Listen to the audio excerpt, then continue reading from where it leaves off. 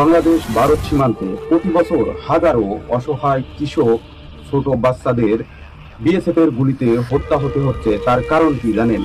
আর এরা এতটা সাহসী বা পায় কোথা থেকে, আপনি কি জানেন? এর মেইন যে কারণ সেটা হলো আপনার মা শেখ হাসিনা। তার কারণেই ভারতের এই রাক্ষসিনী বিএসএফ, এই শোষকরা বাংলাদেশি অসহায় দরিদ্র মানুষকে বর্ডারে গুলি করে হত্যা করে নির্মমভাবে। প্রতি বছর কতগুলা বাংলাদেশিকে হত্যা হতে হয় এই বিএসএফ এর গুলিতে, আপনারা কি জানেন? চলুন সেই ডাটাবেজ আমরা দেখে নিই। যে ডাটাবেসটা দেওয়া আছে সেই ডাটাবেজে অনেক ধামাচাপা দেওয়া আছে। তারপরেও এই ডাটাবেজ অনুযায়ী আপনারা দেখতে পাচ্ছেন প্রতি মাসে ভারতের বিএসএফ 7 থেকে 10 জনকে হত্যা করে নির্মমভাবে। রেপ তো আছেই।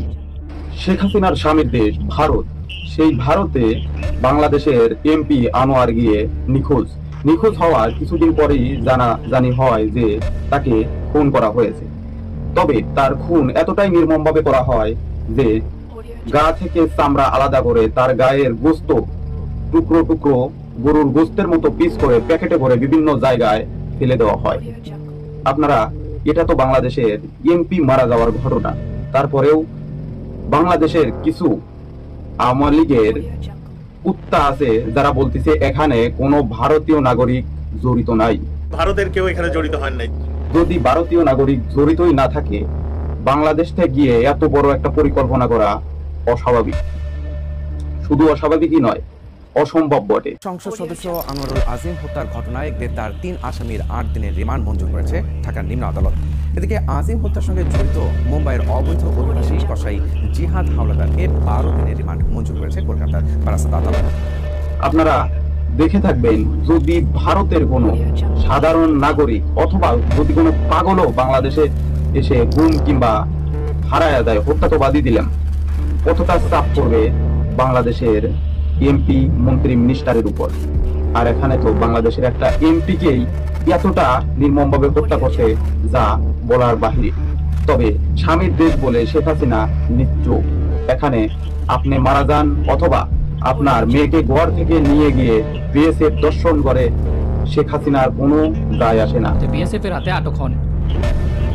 আটকের পর ওই দুই তরুণীকে 158 নম্বর ব্যাটালিয়ন ক্যাম্পে নিয়ে যাওয়া হয়। তখন ক্যাম্পে দায়িত্বে ছিলেন বিএসএফ এর সাব ইন্সপেক্টর রামেশ্বর কয়াল। তার নির্দেশে অন্য সদস্যরা অভিযুক্ত দালালদের ধরতে অভিযানে বের হয়। এই সুযোগে ক্যাম্পে অবস্থানকারী রামেশ্বর এক তরুণীকে ধর্ষণ ও অন্য তরুণীকে করেন শ্লীলতাহানি। সে বর্তমানে একটাই পাগল, সেটা হলো সিআরের পাগল। সিআর তার লাগবে, দরকার পড়ে তাকে ধর্ষণ কেউ না করে ভারতীয় নাগরিক, ভারতীয় প্রধানমন্ত্রী নরেন্দ্র মোদী।